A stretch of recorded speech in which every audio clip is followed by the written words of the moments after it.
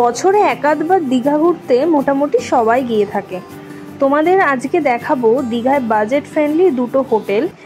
একটা হলো সুইমিং পুলওয়ালা আর একটা হলো নন সুইমিং পুলওয়ালা।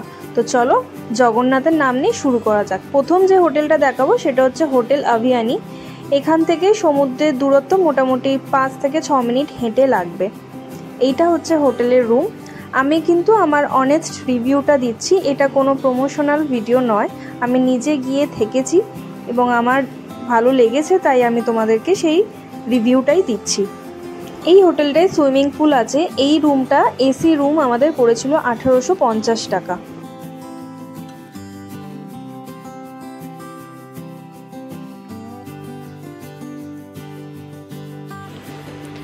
রুমে মেনু কার্ড দেওয়া আছে,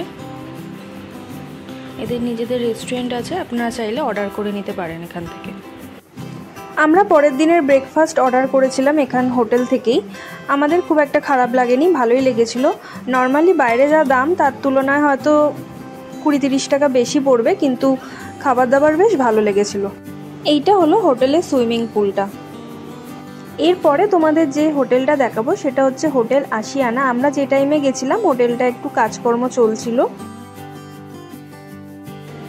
আর বলে রাখা ভালো, এই হোটেলটা কিন্তু নিউ দীঘাতে ছিল। আমরা গিয়ে কিন্তু নিউ দীঘাতে ছিলাম, হোটেলটা জাহাজ বাড়ির কাছাকাছি। এই হোটেলটায় আমরা গেছিলাম তখন শীতকাল ছিল। এবার তোমাদেরকে দেখাই আমাদের রুমটা। এটা হচ্ছে আমাদের রুমটা ভীষণ পরিষ্কার পরিচ্ছন্ন ছিল। আমরা নন এসি রুম নিয়েছিলাম, কারণ শীতকাল ছিল, এসির তো দরকার ছিল না। এই রুমটা আমাদের নন এসি পড়েছিল 800 টাকা। তার সাথে পরের দিনের সকালে ইনক্লুডেড ব্রেকফাস্ট ছিল, বা কমপ্লিমেন্টারি ব্রেকফাস্ট যেটাই বলো ওটা ছিল। আর রুমটার সাথে একটা অ্যাটাচ ব্যালকনি ছিল, প্লাস এখানে ইন্টারকম আছে, তুমি নিচে রেস্টুরেন্ট থেকে খাবার অর্ডার করতে পারো। আর বাথরুমটাও আমার বেশ পরিষ্কার পরিচ্ছন্ন লেগেছিল। মোট কথা 800 টাকাতে আমার ঠিকঠাকই লেগেছিল। আর এখান থেকে সমুদ্র প্রায় 6 থেকে 7 মিনিট হবে হেঁটে যেতে লাগবে। তবে সমুদ্র যে খুব দূরে তা কিন্তু নয়, হার্ডলি হয়তো 6 থেকে 7 মিনিটই লাগবে, এর বেশি তো লাগবে না।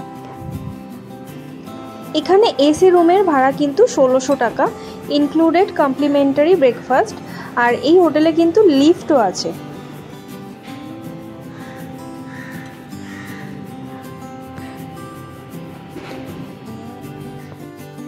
এটা হচ্ছে এই হোটেলের মেনু কার্ড, যেটা রুমে দেওয়া ছিল। এখান থেকে তুমি চাইলে খাবার অর্ডার করে খেতেই পারো।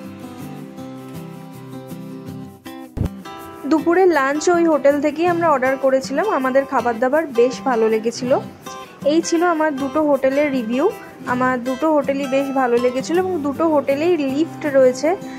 ফার্স্টের যে হোটেলটা দেখালাম ওটা সুইমিং পুল, লিফট, মোটামুটি সব রকম পরিষেবাই রয়েছে এবং দামটাও আমাদের ঠিকঠাকই মনে হয়েছিল।